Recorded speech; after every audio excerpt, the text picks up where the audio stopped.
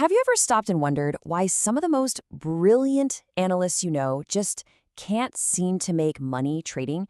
It's a crazy paradox, right? You can have what looks like a perfect system, follow all the rules, and still end up losing.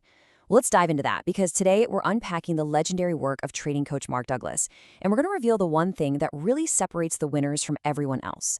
And I'll give you a hint, it has absolutely nothing to do with your charts. I mean, this is the big question, isn't it? The one that keeps people up at night. You can dedicate years of your life to this, studying every pattern and indicator under the sun, only to watch your account balance go the wrong way. So, what gives? Why is this so incredibly hard? You know, there's a story behind this quote that'll give you chills. Picture this. It's the early 80s, a big trading seminar. And someone asked the expert on stage, "Hey, if your system is so great, why are you selling it?" And his answer was just brutally honest. He said that out of the hundreds of people in that room, he knew maybe none of them would actually have the discipline to use it and make consistent money. And you know what? He was right. And that brings us to the absolute heart of the matter. The reason so many people fail at trading isn't because their strategy is bad or their indicators are wrong. No, the real battlefield isn't on your screen. It's the 6 inches between your ears. The entire game is psychological. Okay, so let's get into the first big mental hurdle. And honestly, it's the biggest one. The illusion of prediction. So many of us, if we're being honest, get into trading because it feels good to be right. We love predicting the next move, but that right there, that's the fundamental mistake that trips almost everyone up. So to really get why prediction is just an illusion, you have to understand what really moves the price. It's not your trend line, it's not your fancy indicator, it's something much simpler: order flow. All that means is, at any given second, are there more people hitting the buy button or the sell button? That's it. That is literally the only thing that makes the price tick up or down, period. And just think about that for a second. For your prediction to be a sure thing, you'd basically have to be a mind reader. You'd need to know why a huge hedge fund in London is suddenly selling, or why a farmer out in Iowa is hedging their crops, or why some trader in Tokyo just got a margin call. You just can't know. The number of variables is basically infinite. And this is where the wires get crossed. There's this massive disconnect. Inside our heads, we're all about, my analysis is right, I need to know what happens next. But the market's reality is just different. The market is basically saying, look, your analysis is just an educated guess, and what happens next? Nobody knows. When you try to force your need for certainty onto something that's fundamentally uncertain, well, that's a recipe for disaster. So what happens when we demand to know the unknowable? We get scared. We become terrified of uncertainty. And this deep-seated need to be right, it gives birth to 4 very specific fears. And believe me, these 4 fears are responsible for nearly every single trading error you can possibly make. So let's meet the culprits, the 4 horsemen of your trading account. First, you've got the fear of being wrong. That's a direct hit to the ego. Then the obvious one, the fear of losing money. Third is good old FOMO, the fear of missing out, which makes us chase trades we know we shouldn't.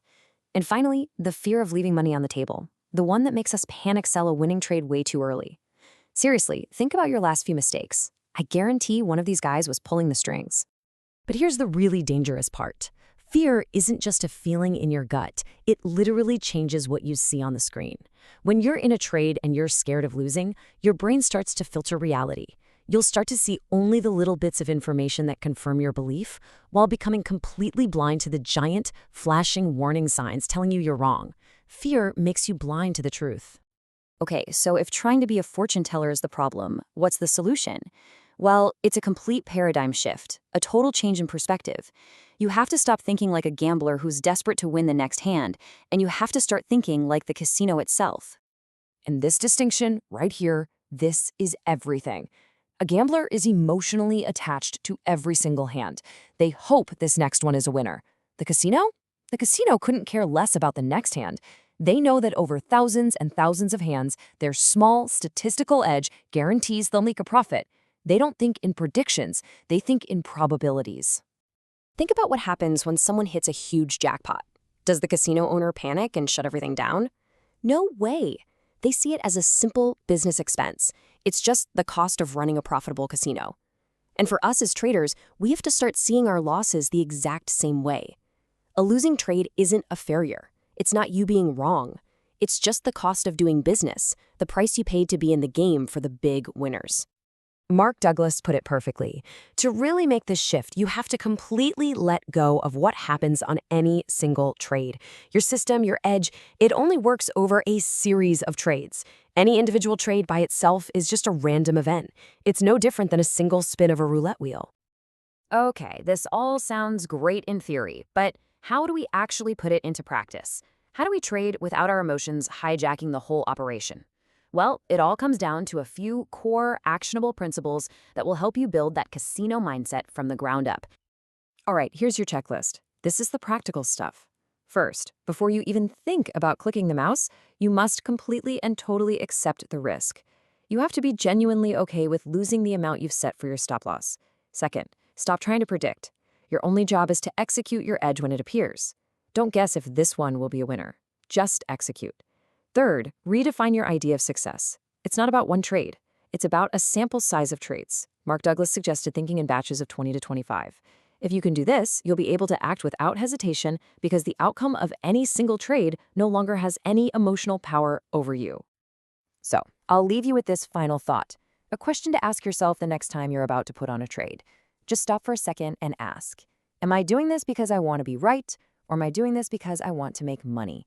Because the market doesn't care about your ego. It doesn't care about your brilliant analysis. It's a game of probabilities. And the moment you stop trying to be right and start focusing on just operating your edge like a business, well, that's the moment everything can change.